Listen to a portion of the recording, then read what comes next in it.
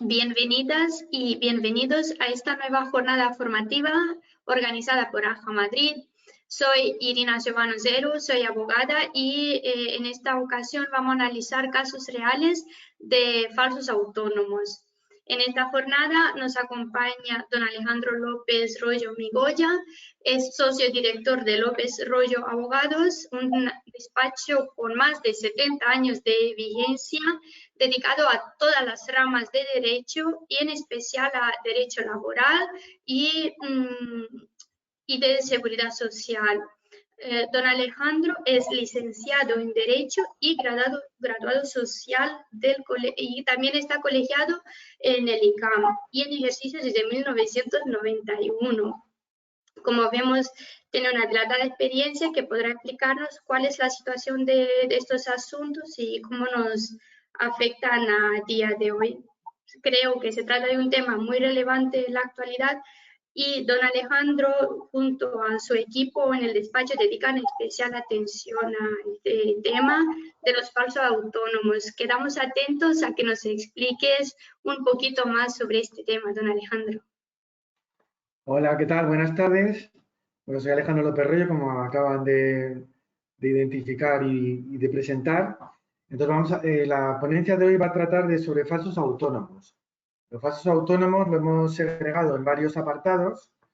Primero, diferencias entre trabajador por cuenta ajena y autónomo, análisis de los contratos mercantiles firmados por el autónomo, forma de ejecución de esta actividad del falso autónomo, cómo se calcula el salario del falso autónomo, cuándo se dan las circunstancias para que se dé la figura del falso autónomo, y luego, en caso de que ya se consiga que ese falso autónomo sea a nivel laboral, qué consecuencias tiene el reconocimiento de relación laboral del falso autónomo, tanto a nivel laboral, seguridad social y fiscal. Y luego, por último, en el trámite de conclusiones, haremos referencias a varias sentencias relacionadas con el apartado del falso autónomo. Bueno, el falso autónomo, voy a iniciar ya la jornada, porque yo ya veo que ya hay mucha gente conectada. El falso autónomo hay que diferenciarlo, hay que distinguirlo y lo primero de todo es el concepto. ¿Qué es un falso autónomo? Es un trabajador que bajo la apariencia de un autónomo realiza la actividad laboral del trabajador con las notas que distinguen a un trabajador, es decir, ajenidad y dependencia. No es ni más ni menos que esa figura. Eso es el falso autónomo. Lo importante del falso autónomo, porque el falso autónomo ha existido toda la vida, es una figura jurídica que viene existiendo desde la creación del derecho del trabajo. O sea, no es una cosa de ahora mismo, viene de todavía. ¿Pero qué es lo que ocurre? Que ha habido una gran evolución del falso autónomo a raíz de la creación de las nuevas tecnologías, como luego veréis a lo largo de la presente webinar.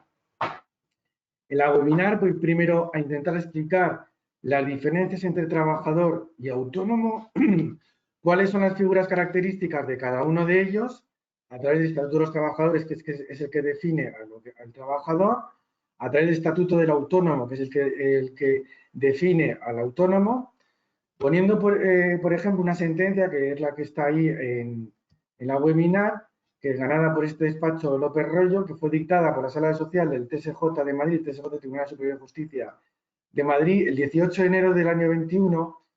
Ha pasado ya 4 años, pero está totalmente de actualidad y que se puede extrapolar a muchas situaciones jurídicas. Pues se apoya esta sentencia en una sentencia que dio lugar a una normativa jurídica, que es la sentencia famosa del caso Globo, que es la de la Sala Social del Tribunal Supremo de 25 de septiembre del 2020. Voy a ir desgranando poco a poco las consecuencias jurídicas y económicas para un falso autónomo y para que se le pueda considerar que tiene esa situación realmente de naturaleza laboral. Para finalizar, comentaré otras sentencias del Supremo, tanto a favor como en contra de esa naturaleza laboral, alguna también del TJUE, del Tribunal Superior de Justicia de la Unión Europea, algunas del TSJ de nuestro territorio nacional. Y lo más importante, hay que recordar siempre que el trabajador tiene que tener una prestación de servicios voluntarios, retribuidos, con una relación ajena y de dependencia, que son los elementos esenciales que definen el contrato de trabajo. Esa nota de dependencia y subordinación a la que se ha flexibilizado, se ha flexibilizado mucho con el transcurso de los años, nos encontramos ahora ante una nueva realidad productiva que obliga a adaptar esas notas de dependencia y ajenidad a la realidad social del tiempo en que se aplican las normas de nuestro derecho laboral. Vamos a ver, ¿qué es un trabajador? Ahí tenemos que acudir directamente al artículo 1.1 del Estatuto de los Trabajadores. El Estatuto, como conoceréis todos, fue publicado en la Ley 8/80 del 10 de marzo.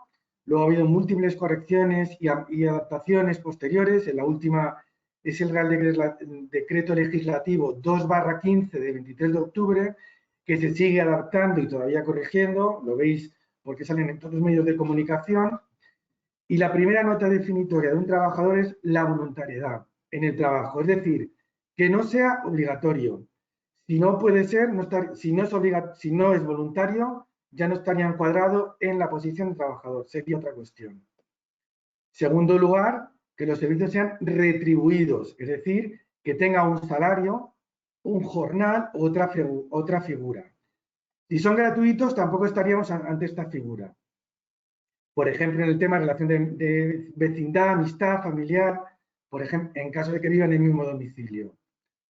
La tercera característica es que sea por cuenta ajena, es decir, que la actividad la preste para otra persona, física o jurídica. Si es para sí mismo, sería entonces la figura del autónomo. Y luego, una característica que para mí es esencial, que esté dentro del ámbito de la organización y dirección de otra persona física o jurídica, que es el que nosotros denominaríamos a nivel laboral el empleador o el empresario.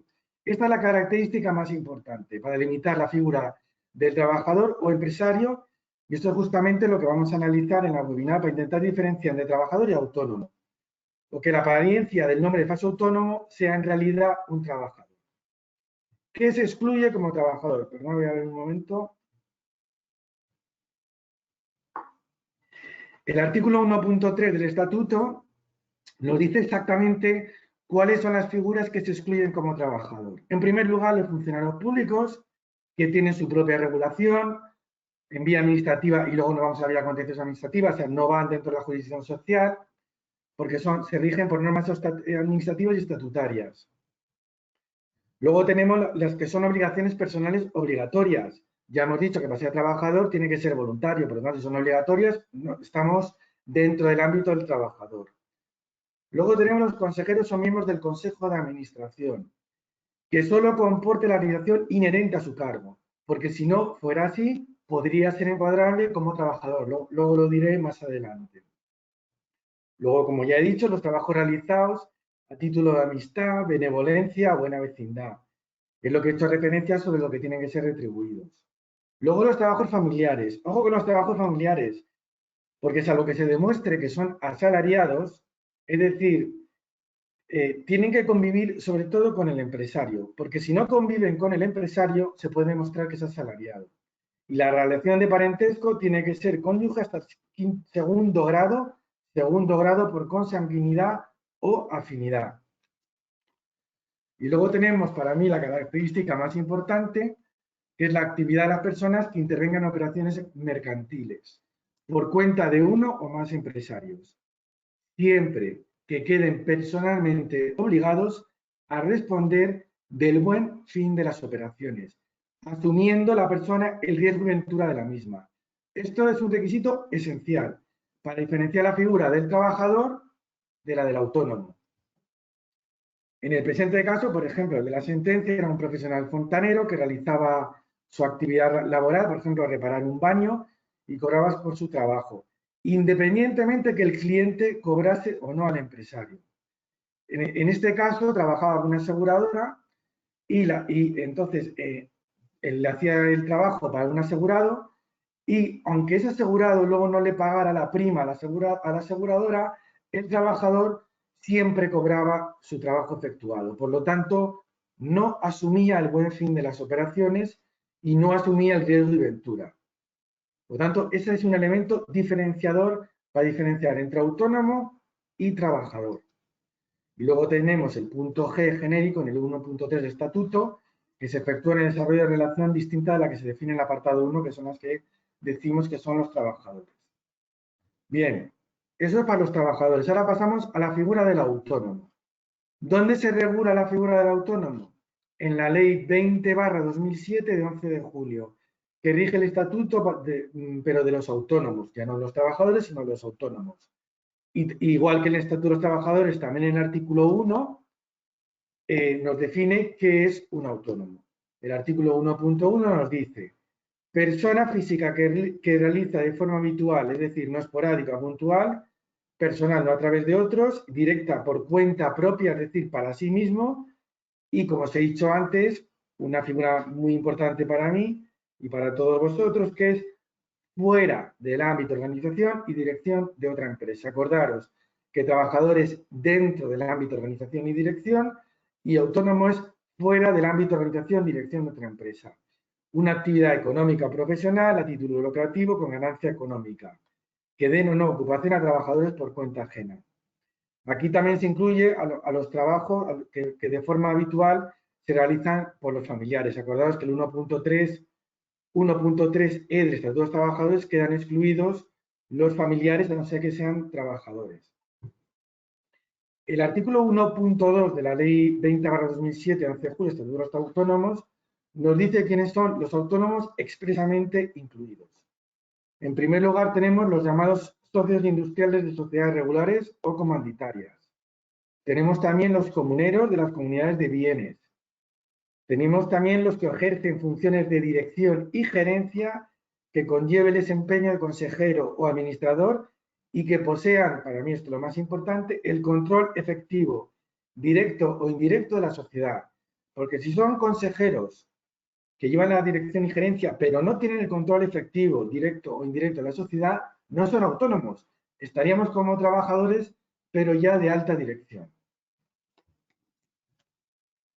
Estos de altos directivos se regularían, no expresamente en los trabajadores, tiene un régimen especial, que es el Real Decreto 1382/85, porque son régimen especial del 1 de agosto. Son 11 artículos, son bastantes artículos del Real Decreto. Luego tenemos los llamados TRADE, que imagino que los habéis oído hablar. Los TRADE, que también están incluidos como autónomos, son trabajadores autónomos dependientes, están en la ley del Estatuto del Autónomo a partir de los artículos 11 y siguientes del capítulo 3 de la ley, y que dependen económicamente de una persona física o jurídica. ¿Por qué se les llama TRADE? Porque dependen económicamente por percibir de esa persona jurídica o física al menos el 75% de los ingresos por rendimiento de trabajo. Entonces ya se les llama TRADE. Si tienen menos del 75% no son TRADE. Pero ojo, tampoco son trabajadores. Y luego cualquier otra persona que cumpla los requisitos del artículo 1.1 del Estatuto del Autónomo. Bien, una vez definidas las características del trabajador normal y del autónomo, vamos a ir analizando la figura del falso autónomo. Ya os he dicho que es dar la apariencia de que es un autónomo cuando realmente está realizando una actividad laboral como cualquier otro trabajador. Vale, lo primero que tenemos que analizar cuando se nos dan este tipo de circunstancias es el contrato. Obviamente, las empresas van a querer poner siempre contrato mercantil. Bueno, aquí tenemos que ir a una famosa frase que imagino conoceréis todos, que es la que dice: los contratos son lo que son, no lo que dicen que son. ¿Esto qué significa? Que tenemos que analizar el contrato, quitarnos la tela, analizarlo por dentro y ver cuál es el contenido obligacional real de ese contrato. Me da igual que le titulen mercantil o como les quieran llamar. Hay que ver realmente lo que se llama. No porque se le llame mercantil es un contrato mercantil. Para eso se encargan la asesoría jurídica de las diferentes empresas para darle esa apariencia de mercantilidad, pero los los abogados laboralistas tenemos que quitar esa tela araña y ver realmente si estamos ante un contrato mercantil o ante un contrato laboral. Por ejemplo, en este caso, fijaros la apariencia que, según os lo voy diciendo, va a parecer que es un contrato mercantil. En este caso, este trabajador empleaba sus propias herramientas de trabajo, cuando siempre sabemos que los trabajadores reciben esas herramientas de trabajo de la empresa. Bueno, pues aquí las tenían ellos. Incluso tenía hasta su propio vehículo en este caso. Pero lo más importante es que utilizaban un teléfono móvil donde se le daba todas las instrucciones y tenía que estar permanentemente localizado, por lo menos cuando estaba trabajando. Ahí ya se diferencia de un autónomo, porque si tú tienes que estar localizado por la empresa, estás recibiendo instrucciones y instrucciones directas de la empresa, y entonces eso ya no es un autónomo, porque ya te tiene localizado y te está diciendo cómo tienes que trabajar. El servicio tenía que ser desarrollado por él bajo su responsabilidad en el lugar designado. Es decir, aquí tenemos otra instrucción que le daba a la empresa. El servicio se comprometía tenía que realizar el servicio con plena diligencia. Se tenía que comprometer ese autónomo, entre comillas autónomo, porque les digo que al final fue considerado trabajador, a aceptar los controles de calidad. Tenía que acreditar en todo momento que estaba al corriente de pago. ¿De qué?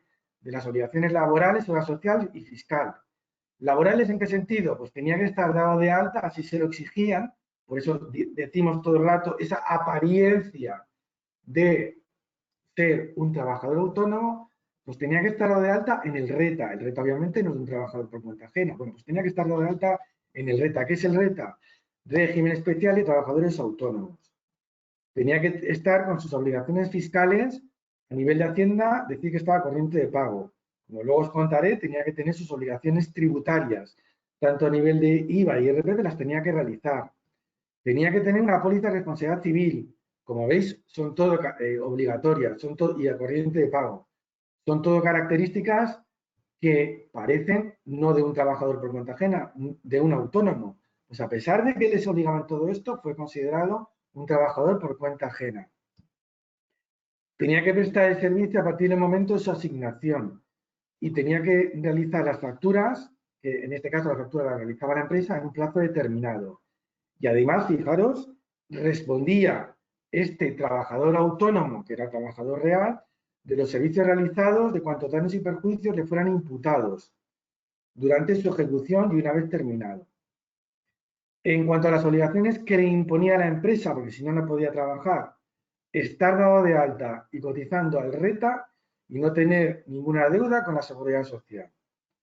Tenía que realizar sus obligaciones fiscales, entre ellas, por ejemplo, con el IVA, el modelo 303 del IVA, que son, sabéis, las declaraciones trimestrales, el resumen anual, el modelo 390, y cuando eran operaciones de más de 3.000 euros, también tenía que hacer el modelo 347. Como veis, esto no tiene nada que ver con un trabajador.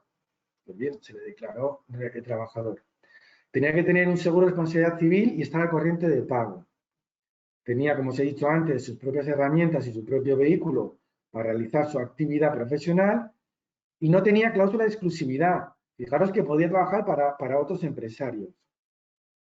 Con todo esto tiene una apariencia de ser un trabajador autónomo, al no depender de nadie y realizar los trabajos si quería o no, incluso podía trabajar para otros si quería, lo que os he hablado antes, la cláusula de exclusividad. Pero ¿qué pasaba?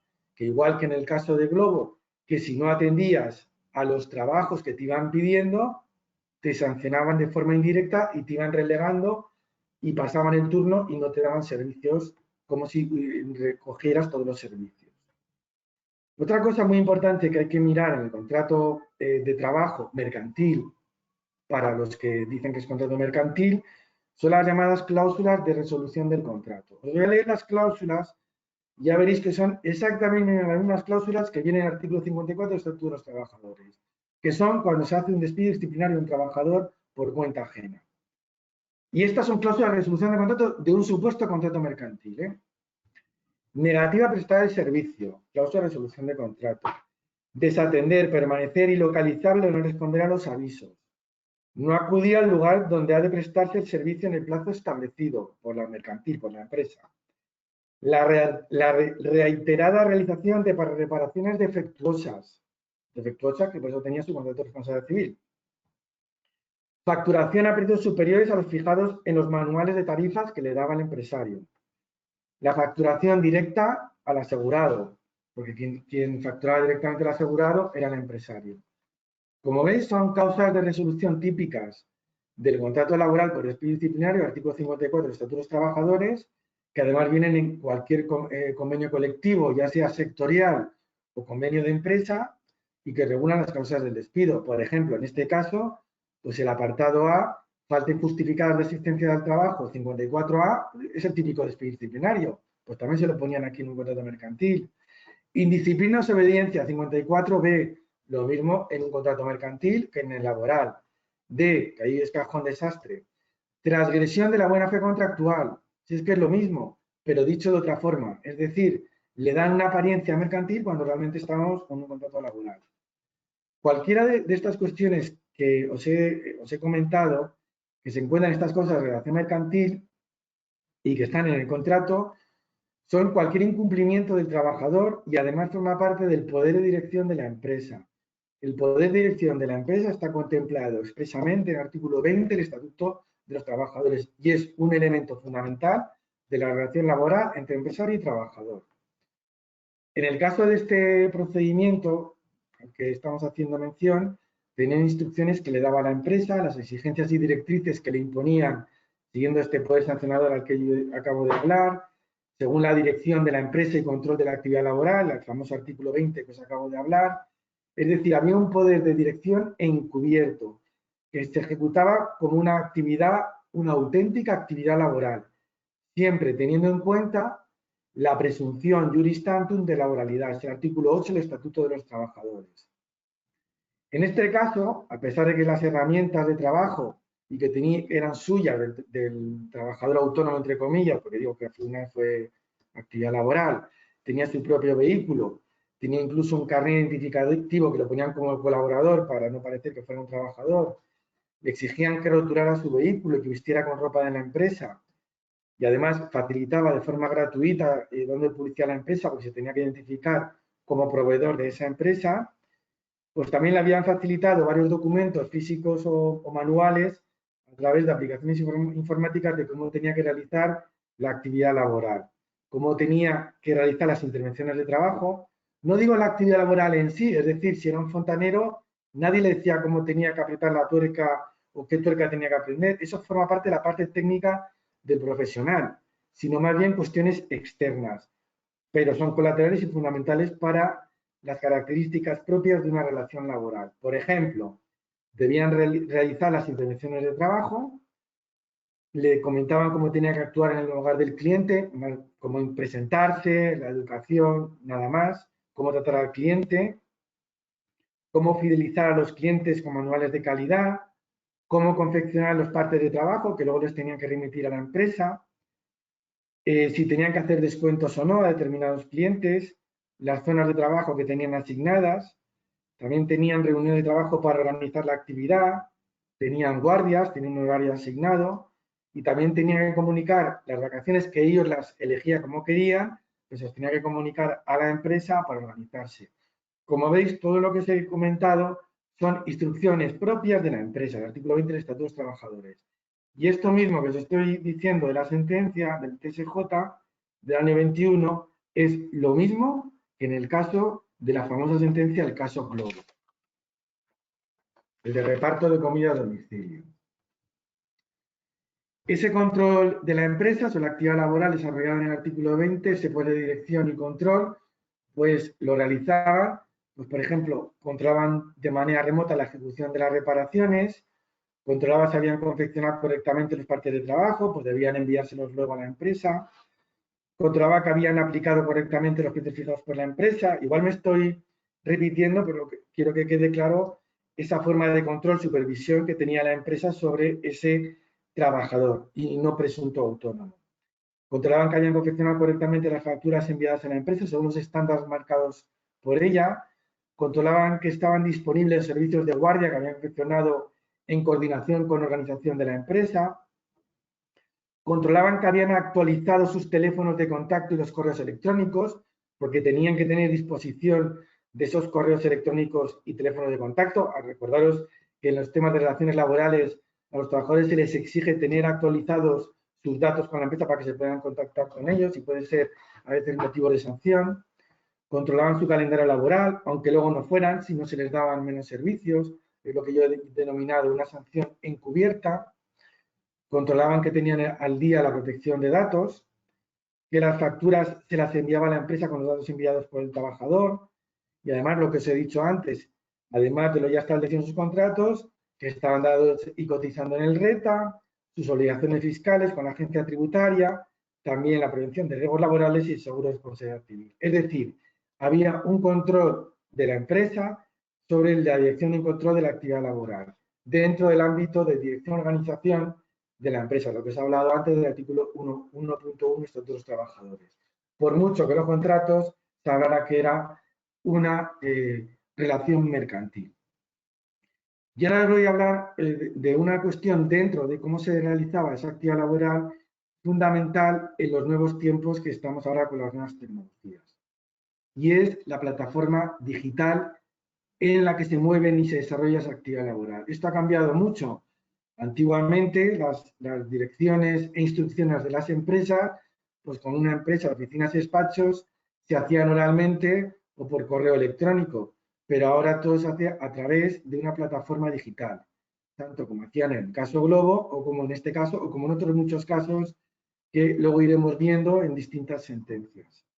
Esas plataformas digitales han sido diseñadas y confeccionadas por las propias empresas y son titularidad de la empresa.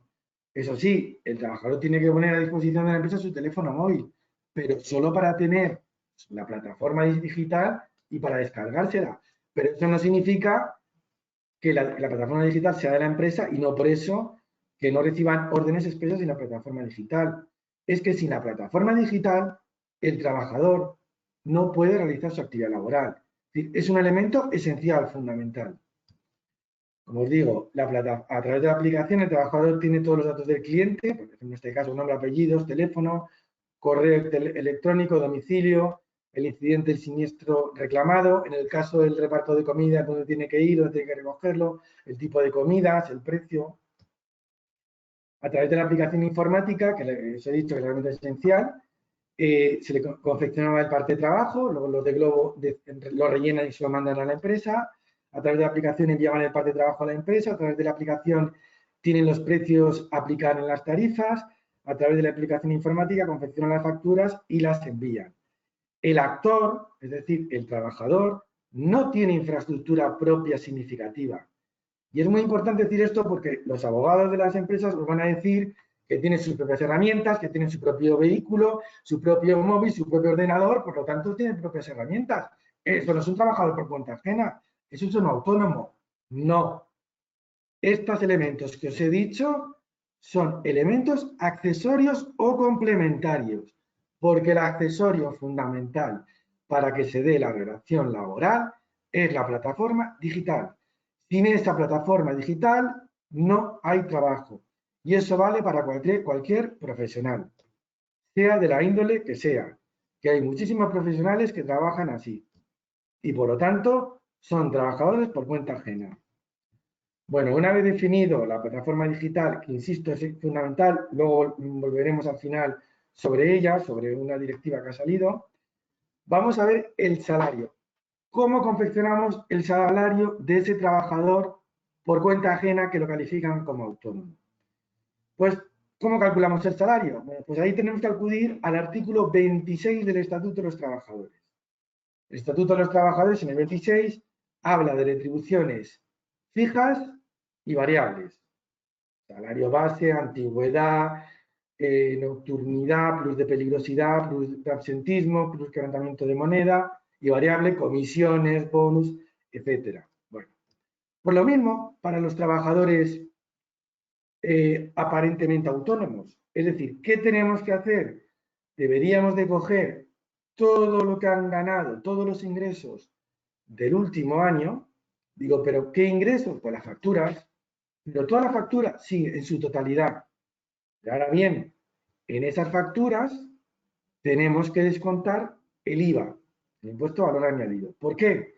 Porque el IVA no es salario, es una cantidad extrasalarial. Y el IVA, lo que hace el trabajador es un mero intermediario. Según cobra el IVA de la empresa, se deduce los gastos con el IVA soportado, el IVA devengado, y la abona en las declaraciones trimestrales anuales ante la agencia tributaria. Por eso no lo podemos meter dentro del salario porque la sentencia nos lo va a excluir. Entonces, a la hora de saber y de poner en los hechos de la demanda el salario, tengo que poner todo el salario. ¿Qué ocurre si ha estado de baja de IT? Baja que, por supuesto, no se la ha pagado la empresa, porque claro, como es autónomo, pues se lo tendrá que pagar o bien el régimen del renta o quien sea, pero no el régimen general de la seguridad social. Pues yo cogería todos esos periodos en los que no ha podido devengar comisiones, los excluiría a la hora de confeccionar el salario. ¿Y el salario por qué es tan importante? Porque tiene una repercusión directa en varios paneles, en varias cuestiones. Os voy a decir en qué. Vamos a ver. En primer lugar, en caso de que haya una indemnización, de ser un despido improcedente objetivo, tenemos que calcular el salario. Entonces necesitamos ese salario anual. Digo salario anual porque normalmente los ingresos van variando. Pues hay que cogerlo anualmente, no el último salario del mes en curso. Luego va a tener una repercusión directa en las cotizaciones al régimen general de la seguridad social, porque recordemos que él está dado de alta en el RITA, no en el régimen general de la seguridad social. Eso luego lo voy a desarrollar. Pues con todos estos elementos ya tendremos una relación laboral y tendremos que hay una relación de trabajador y empresa y pues ya tenemos en las típicas, las especiales características que rigen el mercado laboral con las aplicaciones informáticas en este siglo XXI. Como os he dicho, las dos notas configuradoras de la relación laboral vienen en el 1.1. En primer lugar, voy a volver otra vez, a lo mejor soy un poco redundante, pero es muy importante que esto lo tengamos muy claro. En primer lugar, la dependencia. La dependencia es el centro de trabajo, lugar de trabajo, impuesto por la empresa. Es a través de la aplicación informática, plataforma informática. Segundo, también que tiene que ser un desempeño personal del trabajo, lo tiene que hacer el propio trabajador. Tiene que estar insertado el trabajador en la propia organización del empleador. Tiene que estar controlado por la aplicación informática y formar parte de la organización para darle las instrucciones y que la empresa puede controlar la actividad que desarrolla ese trabajador. El empresario se programa su actividad, pero claro, ¿cómo la programa? Todo a través de su aplicación. Le manda todos los pedidos, en el caso Globo, o en el caso Fontanero, le manda todos los siniestros que tiene que ir. Todo eso, como digo, a través de la aplicación informática. Hay una ausencia también de organización propia del propio trabajador, es decir, quien tiene el control no es el propio trabajador, lo tiene la empresa. De ahí el tema de la dependencia, la subordinación. Ajenidad. La ajenidad es el trabajador entrega y pone a disposición del empresario los frutos obtenidos. Es decir, lo que realiza al cliente se lo beneficia la empresa, que es el que lo cobra. Por ejemplo, en este caso, con la prima de seguros. En el caso de Globo, pues con la tarifa que paga el consumidor a través de la aplicación. Hay una adopción por parte del empresario, no de las decisiones, no del propio trabajador. Es decir, los precios los marca el empresario a través del mercado. Los clientes los pone el empresario, no el trabajador. La retribución la fija el empresario, no el trabajador. Son tarifas fijadas unilateralmente por la empresa. No asume el riesgo y ventura. Eso os lo he dicho, que esto es fundamental, porque si asume el riesgo y ventura, ya no es un trabajador, ojo, ya es un empresario, un autónomo. No puede asumir el riesgo y ventura. Ahora, si hace mal la reparación, la tiene que volver a hacer. Y si no lo paga, el seguro de responsabilidad civil, que eso a veces pongan con eso a efectos de intentar excluir la parte de relación laboral y dejarla en la relación mercantil. Las facturas las hace la empresa, tiene también un carnet identificador donde pone la empresa, vehículo, carnet, ropa, un sistema de geolocalización, la plataforma digital con la aplicación informática y se limita a aportar su actividad y a percibir la retribución. Es decir, todo el poder disciplinario de la empresa lo tiene a través del artículo 20 del Estatuto de los Trabajadores la empresa. Y puede ejercer ese poder disciplinario y luego, a través del artículo 54 y las cuestiones que vienen en el contrato mercantil, puede resolver la relación mercantil que luego se convertiría en relación laboral. Las consecuencias en el reconocimiento de relación laboral del trabajador. Pues son muchas las consecuencias. Perdón. Al ser una relación laboral, la comunicación mercantil que dirija al trabajador se convierte en una auténtica carta de despido disciplinario. Por mucho que le manden al autónomo un burofax diciendo que se extingue tu contrato mercantil, eso es un contrato de despido en toda regla, siempre y cuando se den obviamente los requisitos que os hemos dicho. Entonces, lo que hay que hacer es pues, pleitear esa cuestión para, en primer lugar, decir que hay una naturaleza laboral y luego convertirlo en un despido improcedente. ¿Qué pasará cuando es un despido procedente? Bueno, pues se aplica todo lo que hay en el estatuto. El 54, un despido disciplinario, las formas y efectos del despido disciplinario del artículo 55 y el artículo 56, el despido improcedente. Con el salario anual calculado sin el IVA que hemos dicho antes, con la indemnización según la antigüedad y con los parámetros que nos marca la reforma laboral del 2012, es decir, a partir del 12 a 33 días por año, hasta el 2012 a 45 días con año, con el tope de 720 días. ¿Qué pasa si vuelve a su puesto de trabajo? Porque la empresa opta por la readmisión, o sea, el despido nulo. Entonces, ¿qué tenemos? Que hay que integrarle en el seno de la empresa. ¿Qué va a pasar? Que se le va a aplicar el convenio colectivo sectorial. ¿Y qué puede ocurrir? Que es lo que hablaban los trabajadores de Globo. Puede ocurrir que el salario que le den el convenio colectivo sea inferior al que estaba cobrando cuando era un autónomo. Ahí ya entraríamos en otra discusión y una resolución de contrato por modificación sustancial de las condiciones laborales por vía del artículo 50 del Estatuto de los Trabajadores. Pero eso sería otra guerra. Pero puede ocurrir. Eso quiero que lo sepáis. Porque las empresas se aprovechan de eso. Otra repercusión fundamental. Naturaleza de la seguridad social. ¿Cómo influye esa repercusión de la naturaleza laboral? Aquí se encadenan varios escenarios. Con el salario reconocido en sentencia, que puede llegar incluso a estar topado. Si tiene un salario muy elevado, ya tendríamos el tope que nos marca, bueno, actualmente sería con el régimen general, con el BOE del 26 de febrero del 25, que ha salido hace unos días, 4.909,50 euros. Todo lo que exceda de esa base máxima ya estaría en esa base máxima de 4.909,50 euros. Bueno, a la empresa que se le puede reclamar siempre dentro de los 4 años, artículo 42 del Reglamento General de la Seguridad Social y artículo 4 del Real Decreto Ley 5/2000 de 4 de agosto, tenemos 4 años para reclamarlo. ¿Qué pasa si el trabajador consigue una antigüedad de 20 años? La empresa solo le va a reconocer y va a tener que liquidarle 4 años, ahora os lo digo, ¿cómo lo liquida? ¿Qué pasa con los otros 16? Pues lo va a tener que hacer de oficio en la Seguridad Social. Pues a veces es muy importante seguir adelante luego con la denuncia en Inspección de Trabajo para que levante la correspondiente acta de liquidación de cuotas. A la empresa le va a caer unas bases de cotización de sus últimos 4 años con un recargo del 20% y además le va a caer una multa porque es un acta de infracción por no haberle cotizado ni haberle dado de alta en el régimen general. Sería una infracción grave, el artículo 22.3 del Real Decreto Legislativo 5/2000 del 4 de agosto. Ojo, si hay reincidencia sería más grave, porque luego la tesorería tiene que graduar el tipo de infracción. O sea, fijaros a nivel seguridad social qué repercusión tiene a la empresa. Cotizar, acta de infracción y un acta de liquidación de cuotas con el recargo del 20%.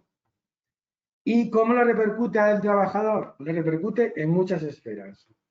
En primer lugar, para el desempleo. Ya sabéis, y si no os lo digo, en el RETA existe la prestación de cese de actividad, que por cierto da muchas guerras porque la mayoría de las mutuas de acción de trabajo lo rechazan porque se buscan cualquier cuestión para rechazar la prestación de cese de actividad. No así el SEPE, el antiguo INEM, que la prestación de desempleo contributivo no suele dar ningún problema. Bueno, pues si tiene más de 6 años de cotización, tendría derecho a sus 2 años de paro. Sabéis que si luego va para atrás, en función de los años de cotización, va también de forma correlativa a las prestaciones contributivas. Como mínimo tiene que tener un año de cotización para tener acceso a 120 días de prestación por desempleo. Pero aparte del desempleo también hay otra cosa que repercute en la incapacidad permanente. ¿En cuál leyes? En todas. Incapacidad permanente parcial, la total, la absoluta, la gran invalidez. Porque las cotizaciones, sabéis que va a influir tanto si es contingencias comunes los últimos 8 años o accidentes de trabajo el último año. Por lo tanto, es muy importante las cotizaciones. Y en la jubilación lo mismo, para los últimos 25 años, aunque luego selecciones 23, es que repercute en todas las esferas. Os recuerdo que las bases de cotización del RETA la mayoría de veces son muy inferiores, porque claro, los autónomos suelen coger bases de cotización inferiores para que la cuota les salga más económica. Si lo paga la empresa, la cosa cambia radicalmente. Por eso os digo que todo esto influye mucho también en el tema de la seguridad social. ¿Qué pasaría con los trabajadores que han pagado las cuotas del RETA y luego la empresa le paga durante el mismo periodo sus cuotas de régimen general? Pues tendría que pedir que les devuelvan las cuotas del RETA porque, claro, las han ingresado de forma indebida. Pero solo sería los últimos 4 años de la empresa, de prescripción, porque ahora la obligación la tiene la empresa. ¿Y qué pasaría con los impuestos abonados a nivel fiscal? Pues lo mismo que con el RETA. Lo primero que son 4 años de prescripción. Artículo 66 de la Ley General Tributaria. El trabajador puede pedir la devolución de los IVAs indebidamente ingresados. ¿Pero qué pasa con esos IVAs? Esos IVAs los va a pedir la devolución, pero esos IVAs realmente no son para el trabajador, son para la empresa, porque os recuerdo que es un mero intermediario. Y también el trabajador va a tener luego que regularizar su IRPF con la agencia tributaria, es decir, con el tributo. Entonces, puede dar luego a mucha problemática a nivel fiscal.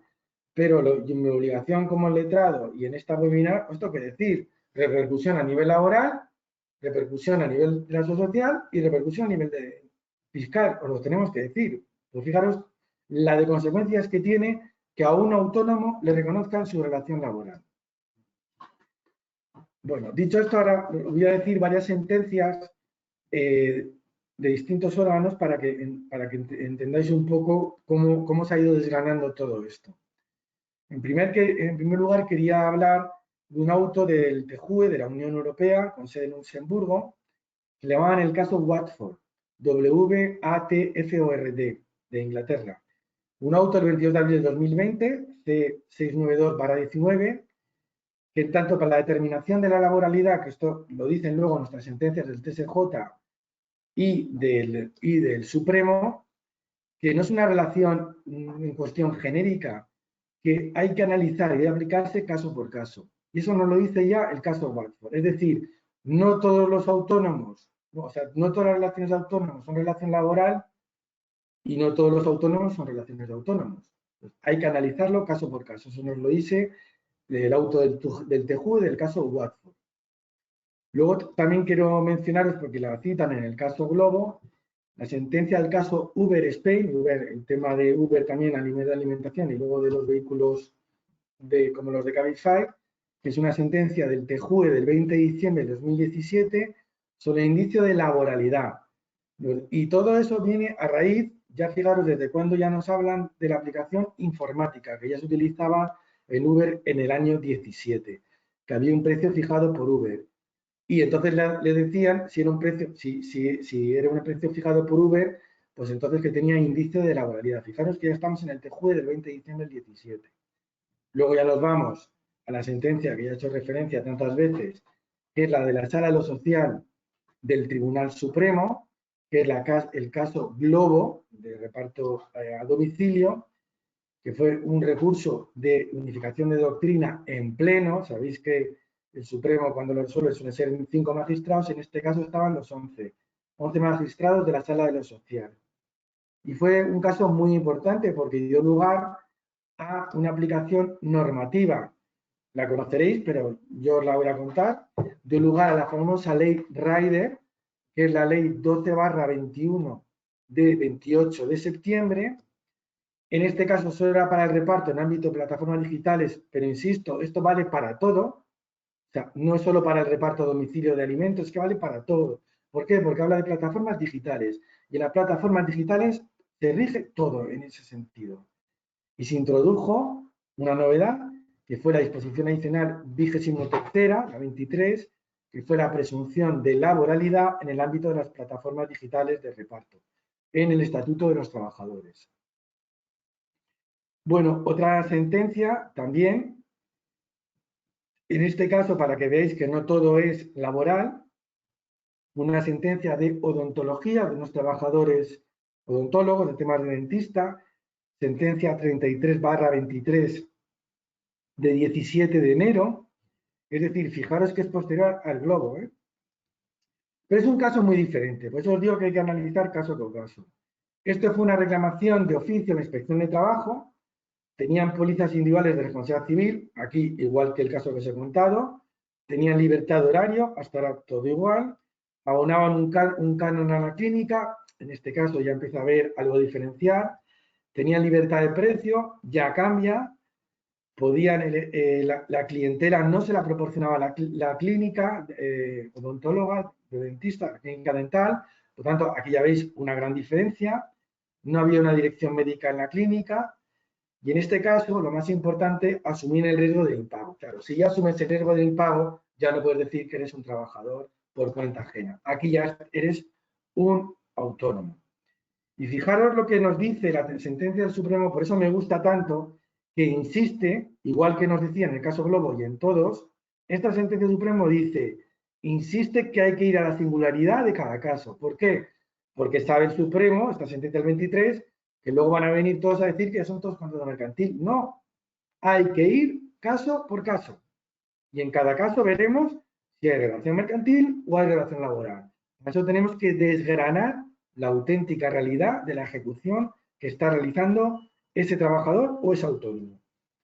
En este caso, ellos emitían las facturas, la clínica se quedaba, estoy hablando siempre de la clínica odontóloga, ¿eh? La clínica se quedaba con un porcentaje, además del canon del uso de instalación y material, y las ganancias de los odontólogos dependían directamente de los honorarios satisfechos por los pacientes. Es decir, como os he dicho antes, asumían directamente el riesgo y ventura. Luego os voy a contar otra sentencia, esta sí, de la Sala Social, esta sí le da la relación laboral, se la reconoce, perdón. Esta del 11 de abril del 23, la que os he dicho antes es del 17 de enero, ¿veis? 3 meses posterior, y aquí sí se la dan.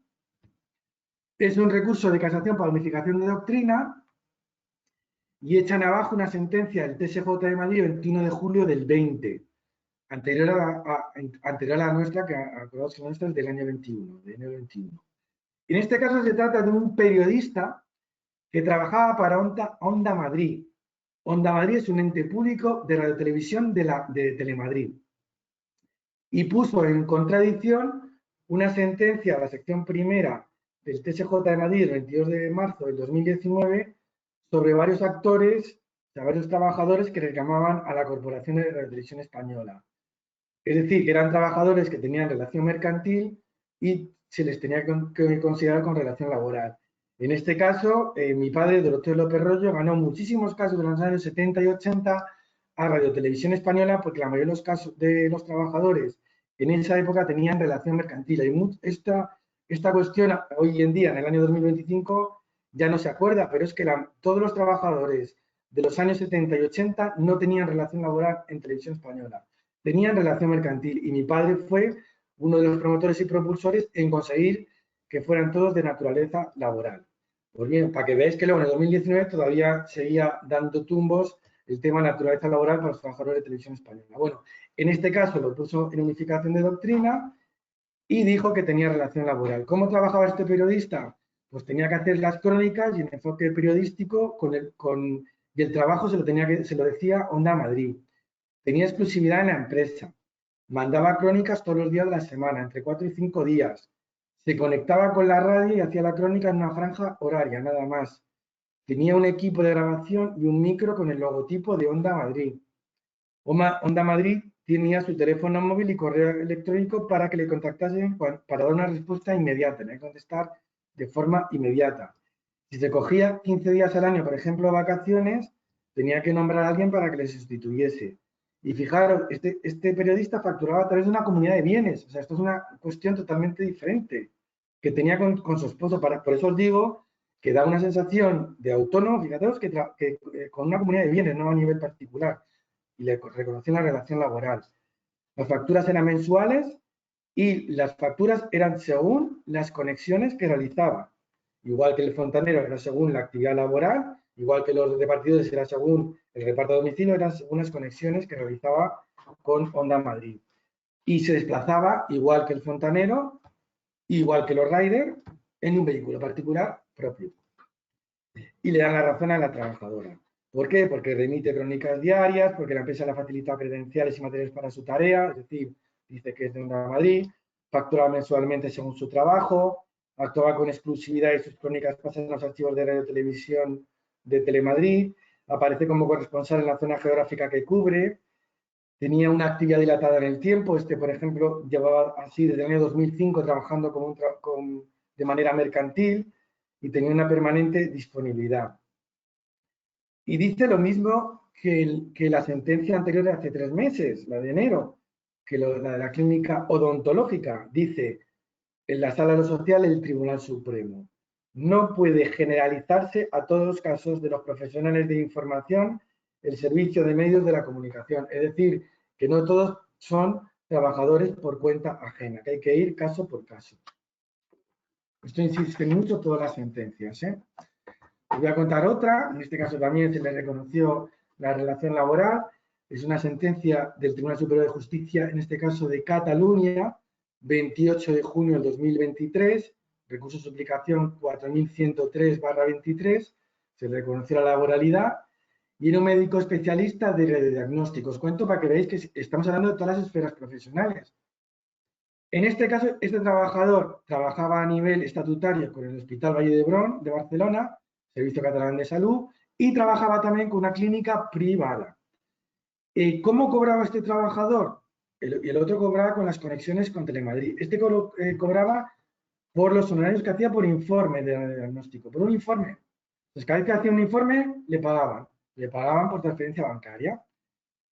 Y dice la sentencia, lo que os he dicho yo, pero dicho por un tribunal: los contratos tienen la naturaleza que se deriva de su real contenido obligacional, independientemente de la calificación jurídica que le den las partes. Lo que os he dicho yo, los contratos son lo que son, no lo que dice que son. Pero esto dicho por la sentencia del TSJ. Tenía una presencia de 5 o 6 horas, trabajaba solo los martes por la mañana. Fijaros que trabajaba muy poco, ¿eh? Y se le reconoció la relación laboral.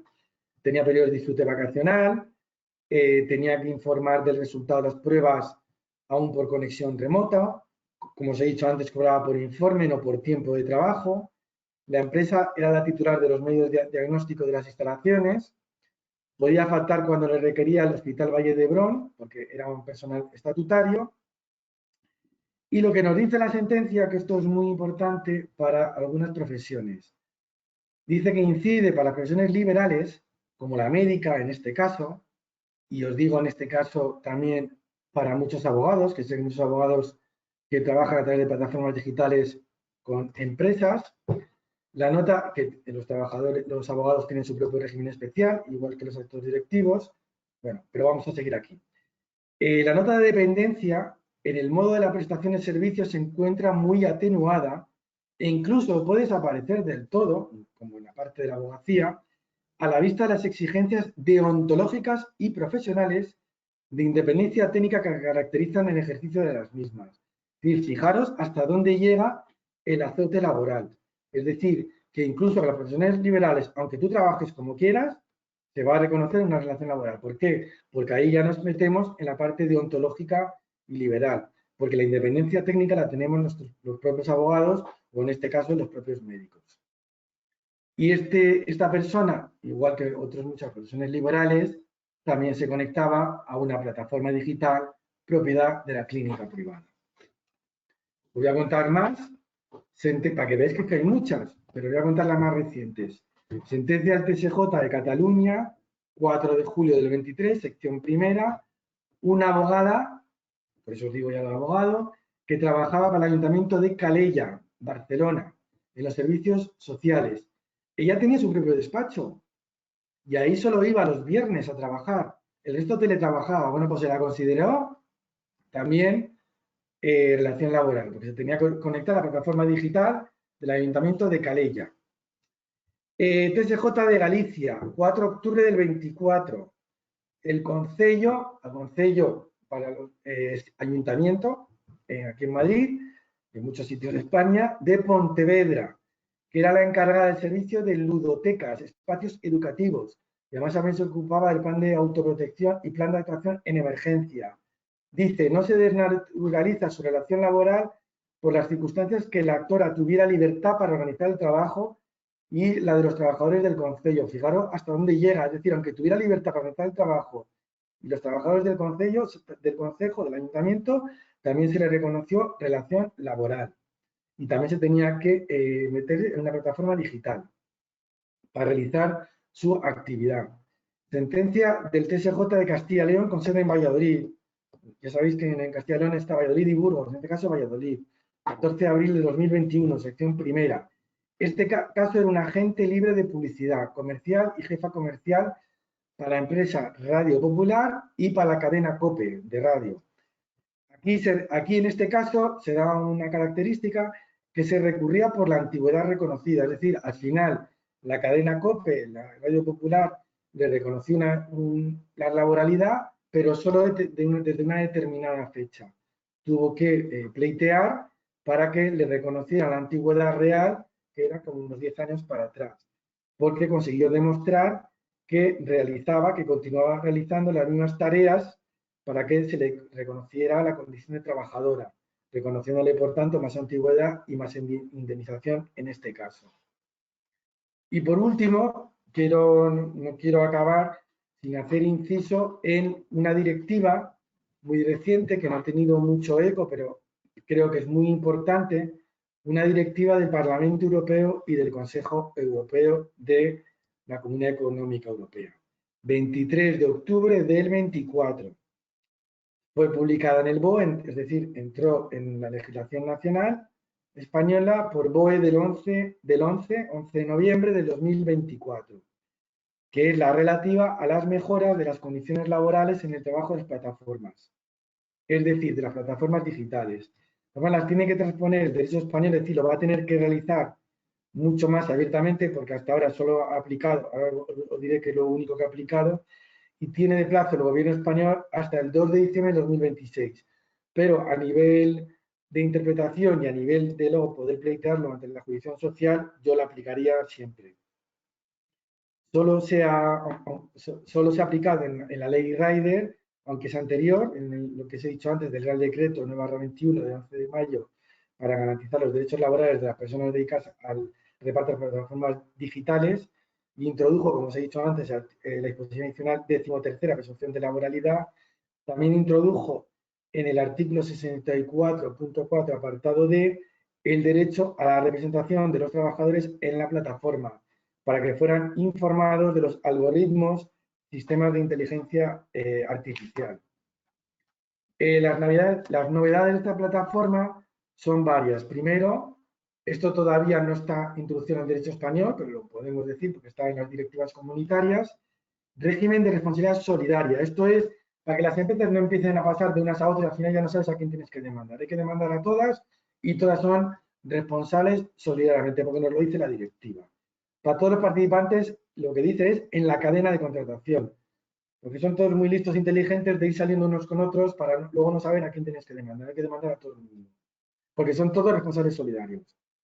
Luego, la presunción de laboralidad de la prestación de servicios de las plataformas digitales, salvo prueba en contrario, eso significa que ya tenemos una presunción juris tantum, no como antes, que teníamos que ser nosotros que lo demostráramos. Luego, en cuanto a la gestión de algorítmicos, que prohíbe el procesamiento de determinados datos personales, tienen que realizar auditorías, informar al representante de los trabajadores, es decir, a los delegados de personal, delegado sindical o los miembros del comité de empresa, sobre la utilización de los sistemas automatizados de seguimiento o toma de decisiones. Y luego, muy importante, que no lo hay, por lo menos en Globo y en la mayoría de las plataformas digitales sigue sin haber, una transparencia en relación con el trabajo en plataformas. ¿Qué quiere decir por transparencia? Pues que veamos el número de personas que prestan servicios, las condiciones generales, la duración media de la actividad, el número de horas semanales y que todos tengan su servicio de prevención de riesgos laborales. Como veis, estamos todavía al inicio de una cuestión que, aunque lleva toda la vida lo que es el falso autónomo, pero estamos en el 2025 todavía en un proceso incipiente y sobre todo a raíz de las plataformas digitales o de nuevas tecnologías. Y esto va a dar mucho trabajo y va a tener mucho que hablar. pues no sé si he acabado, cómo estoy de tiempo. Hola Alejandro, ¿me escuchas? Pues sí, ya he acabado más o menos, sí. Gracias. No sé si me Vale, si alarga quieres. mucho. No, han llegado algunas preguntas. Si quieres paso a decírtelas. Vale. A ver Mira, si la puedo. primera es de Salima, que nos dice, en el caso de los comerciales de las compañías de seguro, ¿en qué notas nos debemos fijar para solicitar su reconocimiento como falsos autónomos en una demanda? ¿Tiene alguna sentencia de ejemplo?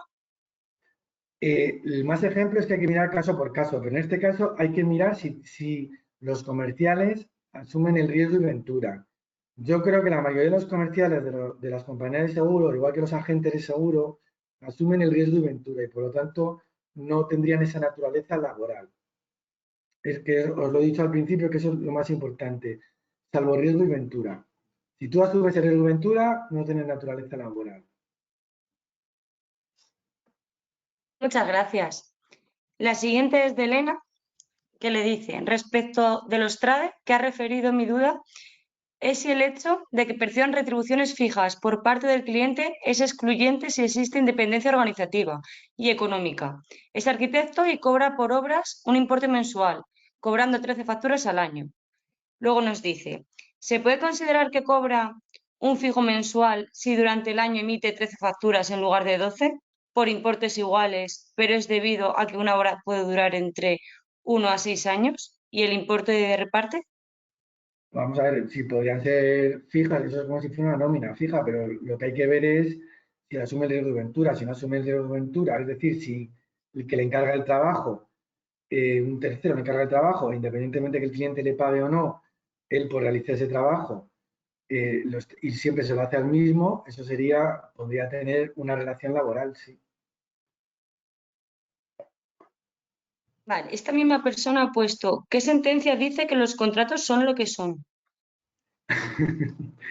A ver, lo dicen en muchas, pero sobre todo la que os he dicho antes, que es la que no me gusta, por un momentito, pero a ver si la encuentro, porque os la he mencionado.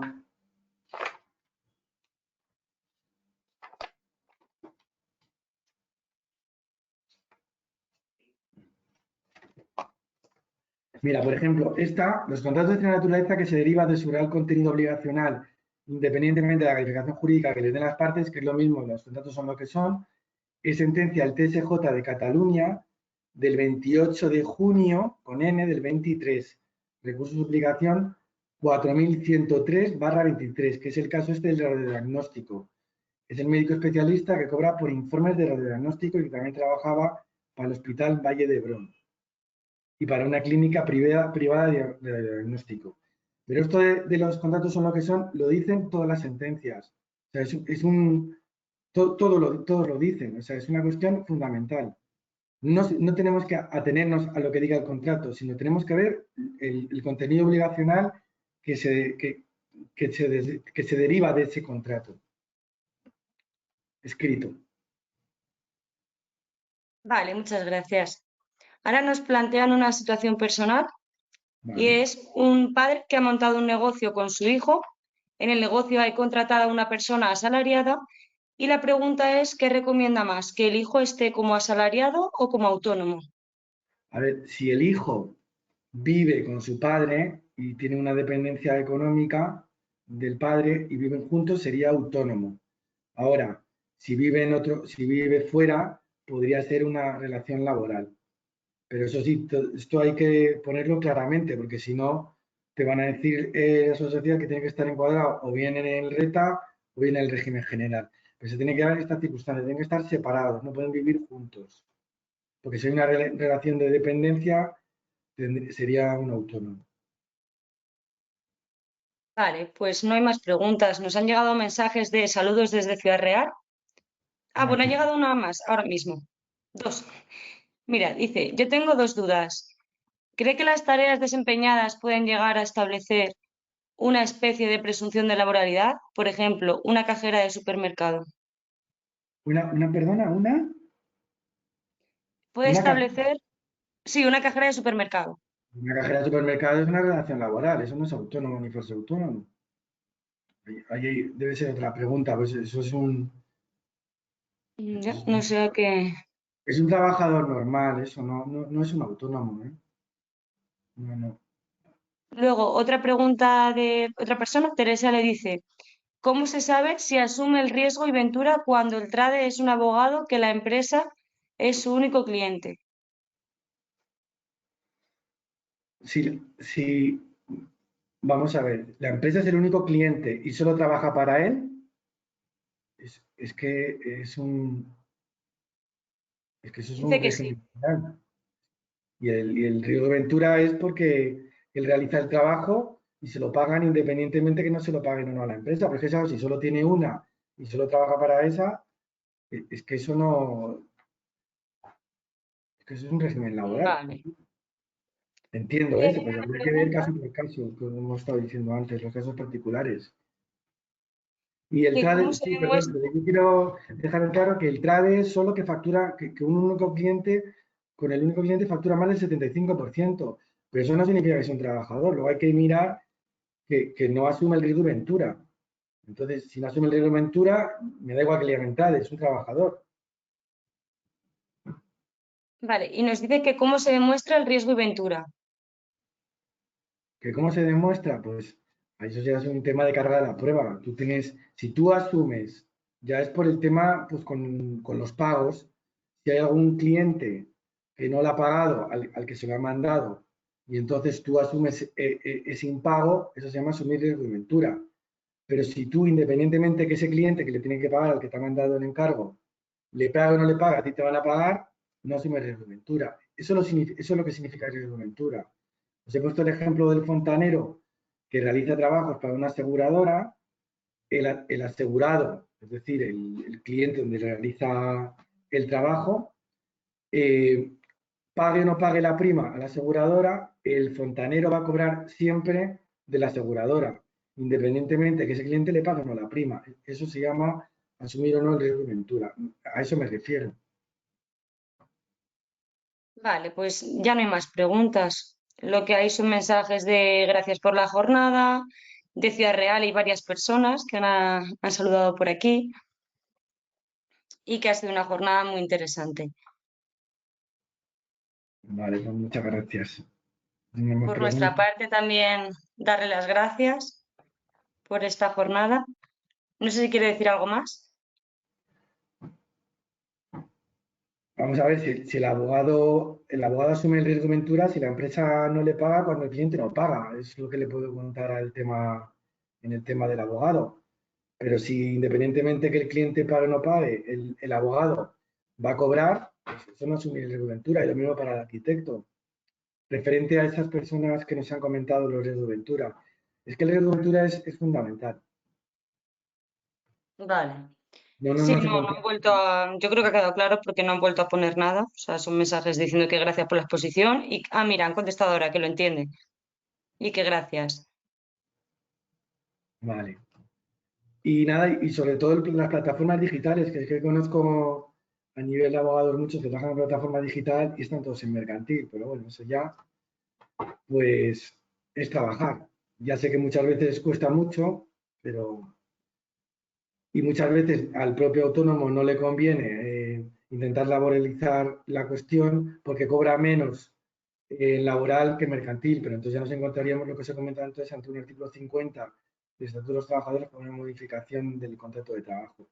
Sí que sé que se aprovechan de eso las empresas a nivel mercantil y laboral, lo sé, pero bueno, yo los pongo y luego ya pues cada uno tiene que trabajar con cada caso, pero lo sé, lo sé. Y por eso se siguen aprovechando. Y por eso después de todos los años que llevamos con el derecho laboral, existiera en el falso autónomo desde que se creó el derecho laboral y estamos a 4 de marzo del 25 y van a seguir existiendo falsos autónomos y seguirán existiendo. Es cuestión de ir peleándolo. Perfecto, mira, siguen llegando mensajes, dicen gracias, excelente ponencia. Vale, pues muchas gracias. A vosotros. Muchas gracias. Dale, pues con esto vamos a dar por finalizada la jornada de hoy. Muchas gracias por haber estado con nosotros. Gracias.